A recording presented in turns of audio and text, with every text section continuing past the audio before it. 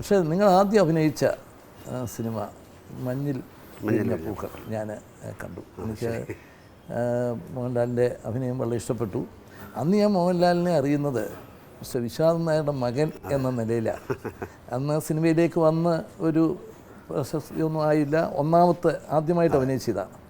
പക്ഷേ വിശ്വനാഥൻ നായരുമായിട്ട് എനിക്ക് വളരെ അടുപ്പം. അദ്ദേഹം ലോ സെക്രട്ടറി ആയിട്ടിരുന്ന അവസരത്തിൽ എനിക്ക് മാത്രമല്ല, എന്നോട് പറഞ്ഞിട്ടുള്ള എല്ലാ മന്ത്രിമാരും, കാരണം അദ്ദേഹം കാര്യങ്ങൾ പഠിക്കുകയും അദ്ദേഹം ഒരു അഡ്വൈസ് കിട്ടിയാൽ അത് ഫൈനലായിരിക്കും. അങ്ങനെ വളരെ അടുപ്പമുള്ള വിശ്വനാഥൻ നായരുടെ മകൻ എന്ന നിലയിലാണ് എനിക്ക് ആദ്യം മോഹൻലാലിനുമായിട്ടുള്ള ഒരു പരിചയം വന്നത്. പക്ഷേ അതിനുശേഷം നിങ്ങൾ സിനിമാ ലോകത്തും അതിനുശേഷം സാമൂഹ്യ രംഗത്തും എല്ലാം നേടിയ നേട്ടങ്ങളിൽ ഞാൻ വളരെ സൂക്ഷ്മതയോടുകൂടി അത് വാച്ച് ചെയ്യുകയും അതിൽ സന്തോഷിക്കുകയും ചെയ്യുന്ന ഒരാളാണ്. അപ്പോൾ അച്ഛനെ പറ്റി പരാമർശിച്ച് വളരെ നല്ല കാര്യം. ഞാൻ ചില പത്രങ്ങളിലൊക്കെ എഴുതിയിട്ടുണ്ട്. ഞാൻ എൻ്റെ ചൈൽഡ്ഹുഡ് എന്ന് പറയുന്നത് ഞാൻ അച്ഛനെ കണ്ടാണ് വളർന്നത്.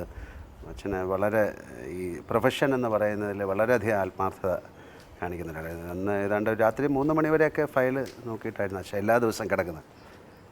പിൽക്കാലത്ത് നമ്മുടെ സ്വഭാവത്തിലും അതൊരു പക്ഷേ വന്നിട്ടുണ്ടാകും. ഞാനും എൻ്റെ പ്രൊഫഷൻ എന്ന് പറയുന്നതിൽ നമ്മൾ എത്രയും അങ്ങയെക്കുറിച്ചും അങ്ങനെയാണ് കേൾക്കുന്നത് കാര്യം.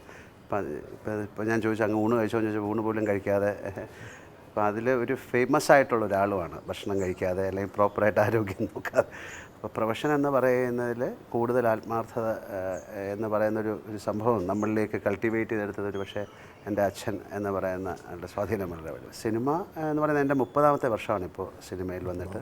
30 വർഷം കഴിഞ്ഞിരിക്കുന്നു അങ്ങനെ സിനിമ കണ്ടതിന് ശേഷം. സാർ ഇടയ്ക്ക് സിനിമകൾ കാണുന്നത് നല്ലതാണ്. തീരെ കാണാതിരിക്കാൻ പാടില്ല.